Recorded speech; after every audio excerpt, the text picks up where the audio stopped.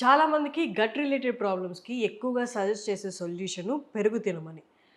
పెరుగు లాంటి ఇంకొక సూపర్ ఫుడ్ ఏదైనా ఉందా?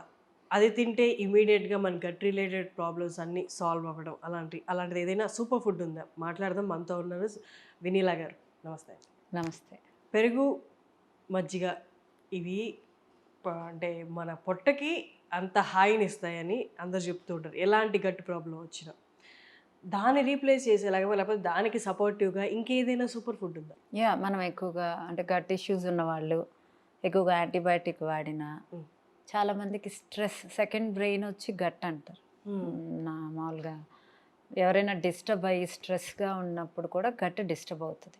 గ్యాస్ ఫామ్ అవటము, కొంతమందికి వాష్రూమ్స్ ఎక్కువగా అవ్వటం, ఫ్రీక్వెంట్గా కొంచెంగా వాష్రూమ్స్లోకి వెళ్తూ ఉంటారన్నమాట. సో ఇలాంటి వాళ్ళు కర్డ్ తినచ్చు.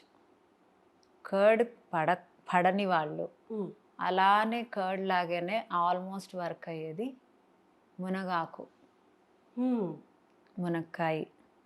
సో ఈ మునగాకుని ఎంత బాగా తీసుకుంటే అంత మంచిది మన గట్కి. ఓకే. సో మునగాకుని కర్రీ చేసుకోవచ్చు, కషాయం కాచుకోవచ్చు, జ్యూస్ చేసుకోవచ్చు తాగేవాళ్ళు. కొంచెం లెమన్ పిండుకొని కొంచెం కొబ్బరి వేసుకుంటే టేస్ట్ బాగానే ఉంటుంది. ఓకే.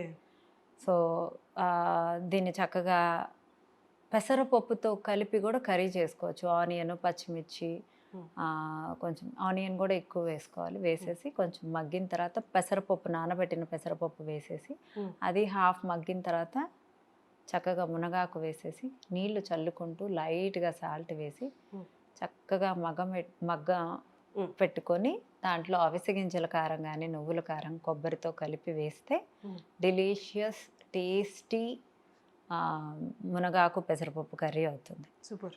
ఓకే. అలా తినలేని వాళ్ళు జస్ట్ చక్కగా అన్ని వెజిటబుల్స్ వేసి అన్నీ మగ్గాక కొంత మునగాకు వేసి అది కూడా బాగా మగ్గాక చక్కగా రైస్ వేసి గరం మసాలా వేసేసి ఫ్రైడ్ రైస్లా చేసుకోవచ్చు. కొంతమందికి అంటే అదర్ కంట్రీస్లో వాళ్ళకి ఎక్కువ మునగాకు దొరకదు, అసలు అవైలబుల్లే ఉండదు. అలాంటి వాళ్ళు మునగాకు పౌడర్ని యూస్ చేసుకోవచ్చు. డ్రై చేసి పొడి చేసి పెట్టుకొని అది వాడేసుకోవచ్చు. ఎందుకు మునగాకు డ్రై పౌడర్ దొరుకుతుంది. ఓకే. సో మునగాకు powder 1 teaspoon amla powder 1 litre బాటిల్లో కలుపుకొని రోజుకు తాగితే సరిపోతుంది ఎవ్రీడే. లీటర్ వాటర్ తాగాలి. అంటే మరీ గ్లాస్లో వేసుకొని తాగగలిగితే తాగచ్చు, లేదా 1 టీ స్పూన్ కానీ టేబుల్ స్పూన్ కలుపుకుంటే ఇంకా మంచిది. టేబుల్ స్పూన్ మునగాకు powder along with Amla dry powder కలుపుకొని చక్కగా 1 లీటర్ వాటర్ డైలీ కన్జ్యూమ్ చేసిన డే మొత్తం తాగచ్చు. ఇది మన గట్ని హ్యాపీ చేస్తుంది. సూపర్. అండ్ మునగాకు కషాయం అంటే మునగాకు దొరికేవాళ్ళు మునగాకుని బాగా మరిగించి కాచి వడగట్టుకొని కషాయం ఇంత మోతాదులో 1 గ్లాస్ 100 గ్రాములు తీసుకోవాలి. ఒక 150 to 200 ml.